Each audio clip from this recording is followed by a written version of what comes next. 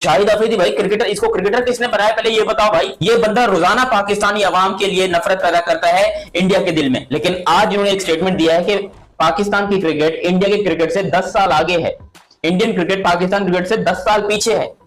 आप सोचोगे कैसे, कहते हैं टेक्नोलॉजी में, टैलेंट में, क्रिकेट में इस टाइम पर पाकिस्तान का जो है वो कोई मुकाबला ही नहीं कर सकता है, और इंडिया तो दूर दूर तक नहीं कर सकता। अभी इंडिया पीछे है टैलेंट के मुकाबले में। यार यही बंदा था जो कि पाकिस्तान के लिए कहता था कि टैलेंट का है पाकिस्तान के अंदर, इसको चाहिए सिर्फ और सिर्फ पैसा और व्यूअरशिप। मुझे लगता है कि जो शाहिद अफरीदी है दोस्तों, वो मानसिक दिवालियेपन का शिकार हो गया है, और अब उसका एक ही एजेंडा रह गया। वो सोच रहा है जैसे इमरान खान पाकिस्तान का प्रधानमंत्री बन गया तो मैं भी फौज के साथ लोग लुगा के कल मैं भी कुछ प्रधानमंत्री कुछ बन जाऊंगा। वैसे anything can be possible in Pakistan, कुछ भी हो सकता है भाई। वहाँ तो ये भी हो सकता है कि इफ्तिकार भी कल डिफेंस मिनिस्टर बन जाए, हो सकता है बाबर आजम कल प्रधानमंत्री बन जाए, कुछ भी हो सकता है पाकिस्तान में। साबिक कप्तान शाहिद खान अफरीदी को कराची में सुपुर्द खाक कर दिया गया। विजन ग्रुप के chairman Abdul Alim Khan, adviser to chairman Akram Chaudhary और स्टाफ ने शाहिद अफरीदी के इंतकाल पर गहरे गम और दुख का इजहार किया। शाहिद अफरीदी का चचेरा भाई साकिब, बीएसएफ ने कुत्ते की तरह मारा था इसको, ठाए ठाए, तब से ये भुना बैठा है। ये भुना बैठा है कि तुमने मेरे भाई को मार दिया। वो लश्कर तैयबा का मेंबर था, वो लोकल कमांडर था, मारा उसको ठा ठा ठा ठा ठा ठा बीएसएफ ने ढेर कर दिया। उसकी जेब से प्रूफ, ये शाहिद अफरीदी के साथ फैमिली फोटोग्राफ, पता नहीं क्या क्या। फिर बीएसएफ कान खड़े हुए कि यार ये शाहिद अफरीदी का फैन है, क्या है, क्या चक्कर क्या है इतनी शाहिद अफरीदी की फोटोग्राफ। बाद में पता लगा उसका चचेरा भाई है, सगा चचेरा भाई, चच्चे का बेटा। तब से शाहिद अफरीदी के गैर फुके हुए हैं दोस्तों। हमारी फौज तो इतनी ट्रेंड हो गई है कि ये तो मुकाबले ही नहीं कर पाएंगे। अफरीदी जी आपने चाय की ऑफर करी है तो मैं ऑफर ये करूंगा, फिर 93,000 आप भेज दें, फिर उनकी जो पतलून उतर जाएंगी। इस बंदे की बोंगियां इतनी ज्यादा हो गई है यार, इतनी बकवास, इतनी बातें, इतनी, ये क्या है शाहिद भाई को कौन सा क्या पी रहे हो आजकल, क्या कौन सा भाई आप लोगों ने यहाँ पर शुरू किया हुआ? क्योंकि आप खुद सोचो, एक तरीके से दुनिया को चीज नजर आ रही है, दुनिया देख रही है, आप यहाँ पर बैठ के पाकिस्तान की आवाम को, पाकिस्तान की बेचारी पब्लिक को भूतिया बना रहे हो। कहाँ पाकिस्तान है कहाँ इंडिया, मतलब कोई कंपैरिजन है क्या इन दोनों देशों का? मतलब पाकिस्तान 75 सालों के बाद भी कहाँ लगा पड़ा है, मतलब समझ में ही नहीं आता कि कौम पे लोन है या लोन में। और पाकिस्तान में भी बात में शर्म वाली बात है कि ऐसी चीजें ही मशहूर होती हैं, और जब आप सारा दिन ऐसी चीजें देखोगे तो आपको क्या लग रहा है कि आप मीडिया पे आकर अच्छी बातें करोगे? मुझे तो लगता है कि ताजा ताजा हिलाकर बैठे हैं शायद भाई, ऐसा क्या दिमाग काम नहीं कर रहा होता इनका? पाकिस्तान तो 10 साल आगे है इंडिया से, बिल्कुल आगे, बिल्कुल आगे। आतंकवाद के मामले में बिल्कुल आगे, दहशतगर्दी के मामले में बिल्कुल आगे, झूठ बोलने के बारे में 10 साल नहीं भाई 100 साल आगे है पाकिस्तान। हमारे पाकिस्तान के अंदर हिंदू कम्युनिटी, सिख कम्युनिटी, जितने भी लोग हैं सबसे ज्यादा सेफ है। ना वहाँ मुसलमान सेफ है, ना उनकी मस्जिद सेफ है, ना हमारे सरदार सिख भाई सेफ है वहाँ। कितना जहर उसने हिंदुस्तान के खिलाफ में, क्या चल रहा है इस देश में किसी को नहीं पता। मतलब अगर चाइना और IMF लोन देना बंद कर दे तो पाकिस्तान में तो अगले दिन की तनख्वाह देने की उनकी सरकार के पास पैसे ना हो। क्यों पाकिस्तान कोई सबूत ही दिखा दो यार कि पाकिस्तान दिखाया है। एक अभी भी हमारे पास है, एक को हमने चाय पिला के वापस भी कर दिया आप लोगों के पास, पटाखा पड़ जाता है वहां पे पाकिस्तान। तुम लोगों की 8 लाख फौज वहां बैठी है यार कश्मीर में। शायद भाई किस चीज में आगे है, किस चीज में मुझे बताओ, ये देखने में आगे है। आप वेबसाइट जाकर देख लो, पाकिस्तान के अंदर सारी की सारी बैन हुई पड़ी है, लेकिन नंबर 1 पे कहां मिलेगा? पाकिस्तान इंडियन मीडिया, कभी नरेंद्र मोदी, कभी जंग की बातें। तुम ICC टूर्नामेंट्स में पिल रहे हो, तुम भाई साहब जंग के मैदान में भी पिल रहे हो, और उसके बावजूद तुम विक्ट्री परेड निकाल रहे हो। तो भाई मुझे तो ये लगता है कि शाहिद अफरीदी जो कि एक फ्रॉड खिलाड़ी रहा है, सबसे बड़ा फर्जी खिलाड़ी रहा है इंटरनेशनल क्रिकेट का, जिसने ICC की आंखों में धूल झोंका, उसके रिकॉर्ड जैसा मैंने कहा 4 फीट होनी चाहिए सबसे पहले, क्योंकि उसने एज फ्रॉड किया था और उसने अपनी बायोग्राफी में भी ये चीजें बताई। इसकी रोजी रोटी क्या क्रिकेट के बाद इंडिया से ही चल रही है? क्योंकि कभी ये मोदी की बात करता है, कभी ये मीडिया की बात करता है, कभी ये इंडिया की बात करता है, कभी ये इंडियन आर्मी की बात करता है। यार हम पब्लिक है ना, हम अगर इस तरह की कोई बात करते हैं तो हमारा चलो समझ में आता है दिमाग खराब है इन लोग का, लेकिन इतना तो मुझे उगला है। उसको अपनी सेना का कुछ अंदाजा नहीं है, कहां सेना मार खा के घुसी पिटी, कहां कौन से बंकर के अंदर दबी पड़ी है, कौन से क्या बोल सकते हैं उसको, कौन से जहन्नुम में पड़ी हुई है, उसको अपनी सेना का कुछ नहीं पता। उसको कमेंट करना इंडिया की सेना के ऊपर बहुत बड़ा चोमू है, और अपनी बकलोलियों की वजह से, अपनी बातों की वजह से शाहिद अफरीदी हमेशा कोई ना कोई भंड मारते हैं, हमेशा। इन्होंने यकीन करो पाकिस्तानी अवाम की भी ली है और इंडियन अवाम की भी ली है। ये हर वक्त बैठ के अपने आप को मीडिया पे दिखाने के लिए कभी कौन सी बात, कभी कौन सी बात, कभी कौन सी बात, कभी कश्मीर का मुद्दा करता है कि भाई इंडिया की क्या ताकत है, इंडियन क्रिकेट की क्या ताकत है। इंडियन क्रिकेट इस टाइम पे दुनिया को रूल कर रहा है, इतना मुझे भी पता है। पाकिस्तान वालों को क्या, उनको हर चीज में इंडिया से कंपैरिजन करना होता है, हर चीज से। पहले इन्होंने बाबर आजम का कंपैरिजन किया विराट कोहली से। बाबर आजम कहाँ है, किस हालत में है, किस दशा में है, दुनिया में किसी को नहीं पता। और भैया 3 फॉर्म में टीम में भी नहीं है पाकिस्तान की। अभी यहाँ पर PSL के अंदर हमारे पास DRS नहीं था। क्यों नहीं था DRS? क्योंकि DRS आया था इंडिया से। इंडिया के जो टेक्नीशियंस थे, इंडिया के जो लोग थे, वो सारे आए थे पीएसएल के अंदर डीआरएस लेकर और डीआरएस की टेक्नोलॉजी वगैरह पाकिस्तान में वही दे रहे थे। जब यहाँ पर ये सारा मामला हुआ, इंडिया के ऊपर अटैक हुआ, फिर ये पीएसएल दोबारा चालू हुई, या फिर ये जो सीरीज हुई हमारी बांग्लादेश के अगेंस्ट, इसमें डीआरएस नहीं था। क्यों इतने पाखंडी गिरी की है? और ना सीरियस नोट, मैं बड़ी इज्जत करता था शाहिद अफरीदी की, लेकिन आज इन्होंने एक स्टेटमेंट दिया है कि पाकिस्तान की क्रिकेट इंडिया के क्रिकेट से 10 साल आगे है, इंडियन क्रिकेट पाकिस्तान क्रिकेट से 10 साल पीछे है। आप सोचोगे कैसे? कहते हैं टेक्नोलॉजी में, टैलेंट में, क्रिकेट में इस टाइम पर पाकिस्तान का जो है वो कोई मुकाबला ही नहीं कर सकता है, और इंडिया तो दूर दूर तक नहीं कर सकता। अभी इंडिया पीछे है टैलेंट के मुकाबले में। यार यही बंदा था जो कि पाकिस्तान के लिए कहता था कि टैलेंट का है पाकिस्तान के अंदर, इसको चाहिए सिर्फ और सिर्फ पैसा और व्यूअरशिप। इसको चैनल वाले एक कार्टून के तौर पर अपने ऊपर बुलाते हैं। भाई ये इतना बड़ा क्रिकेटर है, इसको क्या जरूरत है? इसको क्रिकेटर किसने बनाया पहले ये बताओ भाई, इसको क्रिकेटर किसने बनाया?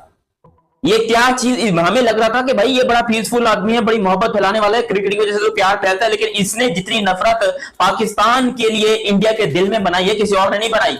ये बंदा रोजाना पाकिस्तानी अवाम के लिए नफरत पैदा करता है इंडिया के दिल में, ऐसे ऐसे यहाँ पर बोंगिया मारता है। और भाई मैं पाकिस्तानी, मैं शाहिद अफरीदी, अगर आप शाहिद अफरीदी कहते हैं मैं पाकिस्तानी अवाम को रिप्रेजेंट कर रहा हूं, मैं पाकिस्तानी अवाम की दिल की बात कर रहा हूं, नहीं भाई, हमारे दिल की बात बिल्कुल नहीं बता रहा, ना ही हमारे जहन की बात बता रहा, क्योंकि इतनी बोंगिया इसने मारी अपनी जिंदगी में। और उसके बावजूद तुम विक्ट्री परेड निकाल रहे हो। तो भाई मुझे तो ये लगता है कि शाहिद अफरीदी जो कि एक फ्रॉड खिलाड़ी रहा है, सबसे बड़ा फर्जी खिलाड़ी रहा है इंटरनेशनल क्रिकेट का, जिसने आईसीसी की आंखों में धूल झोंका, उसके रिकॉर्ड जैसा मैंने कहा 4 फीट होनी चाहिए सबसे पहले, क्योंकि उसने एज फ्रॉड किया था और उसने अपनी बायोग्राफी में भी ये चीजें बताई है।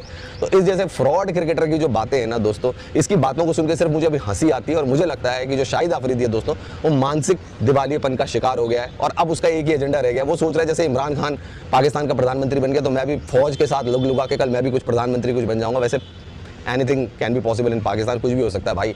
वहां तो ये भी हो सकता है कि इफ्तिकार भी कल डिफेंस मिनिस्टर बन जाए, हो सकता है बाबर आजम कल बोंगिया मारने की इतनी अच्छी इसकी फाउंडेशन है, गरीबों की मदद करता है, सब कुछ ठीक ठाक है, लेकिन इसको पैसा कमाने के लिए ऐसी ओछी हरकतें क्यों करनी पड़ती है कि ये कभी इंडिया की, ये इसकी रोजी रोटी का क्रिकेट के बाद इंडिया से ही चल रही है, क्योंकि कभी ये मोदी की बात करता है, कभी ये मीडिया की बात करता है, कभी ये इंडिया की बात करता है, कभी ये इंडियन आर्मी की बात करता है। यार हम पब्लिक है ना, हम अगर इस तरह की कोई बात करते हैं तो हमारा चलो समझ में आता है दिमाग खराब है इन लोग का, लेकिन इतना तो मुझे भी पता है कि भाई इंडिया की क्या ताकत है, इंडियन क्रिकेट की क्या ताकत है, इंडियन क्रिकेट इस टाइम पे दुनिया को रूल कर रहा है, इतना मुझे भी पता है। मैं एक जस्ट अ क्रिकेट फैन हूं। तुम आईसीसी टूर्नामेंट्स में पिल रहे हो, तुम भाई साहब जंग के मैदान में भी पिल। इसमें डीआरएस नहीं था।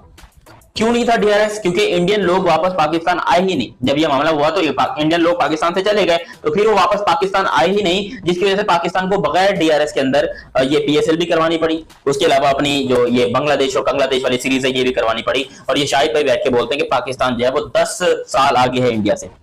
शाहिद भाई किस चीज में आगे है? किस चीज में मुझे बताओ, ये देखने में आगे है। आप मंत्री बन जाए, कुछ भी हो सकता है पाकिस्तान में। तो दोस्तों आप खुद ही समझ सकते हैं, आप शाहिद अफरीदी अभी मतलब उम्र तो हो गई, उसकी ससुर भी बन गया है, लेकिन यार अकल उसकी अभी बच्चों वाली है। अभी यहाँ पर पीएसएल के अंदर हमारे पास डीआरएस नहीं था। क्यों नहीं था डीआरएस? क्योंकि डीआरएस आया था इंडिया से। इंडिया के जो टेक्नीशियंस थे, इंडिया के जो लोग थे, वो सारे आए थे पीएसएल के अंदर डीआरएस लेकर और डीआरएस की टेक्नोलॉजी वगैरह पाकिस्तान में वही दे रहे थे। जब यहाँ पर ये सारा मामला हुआ, इंडिया के ऊपर अटैक हुआ, फिर पीएसएल दोबारा चालू हुई, या फिर ये जो सीरीज हुई हमारी बांग्लादेश के अगेंस्ट, शाहिद अफरीदी ने ऐसा स्टेटमेंट किया है, भारत भी अपने लोगों को मारता है और फिर बाद में हमारे ऊपर नाम लेता है। कौन है जी ने? शाहिद अफरीदी कौन है इन्हें? नाटक है क्या ये? छोड़ो ना, तुम क्या जोकरों का नाम ले रहे मेरे सामने, छोड़ो ना इन लोगों को। क्या बार उनको हानि तो नहीं हुई, लेकिन एक बार गुस्सा जरूर आया।